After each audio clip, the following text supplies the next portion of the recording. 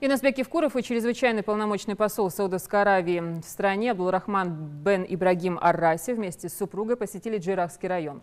Первым пунктом пребывания высоких гостей в горной части республики стало посещение башенного комплекса Вовнушки. Глава Ингушетии и гости из Саудовской Аравии пообщались с туристами, которые также приехали воочию увидеть природную красоту нашего края и тысячелетнюю крепость в скалах Вовнушки.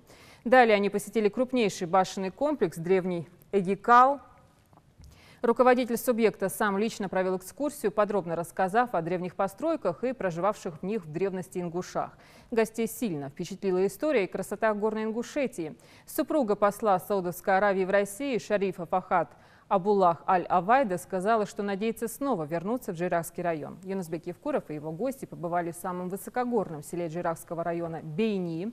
Именно здесь несколько лет назад инвестор Башир Куштов построил фамильную усадьбу и гостевой комплекс Кушт-Гала. Сегодня комплекс открыт для всех желающих.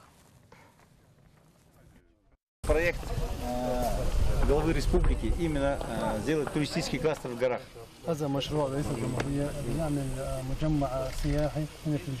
Как только проект был озвучен, мы получили разрешение и начали строить.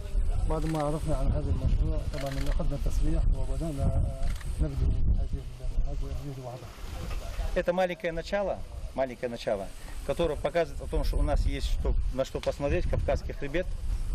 Самое главное, у нас есть общее понимание. И вот эти горы, которые испокон веков вдохновляли. И вот дом охраны, вон тот.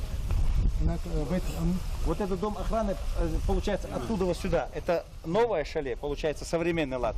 А оттуда туда, это то, что было испокон веков заложено нашими прадедами.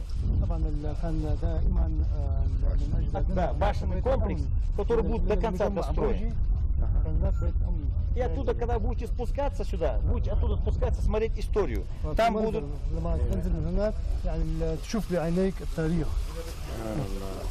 Вот именно это, субханаллах, благодаря нашему главе.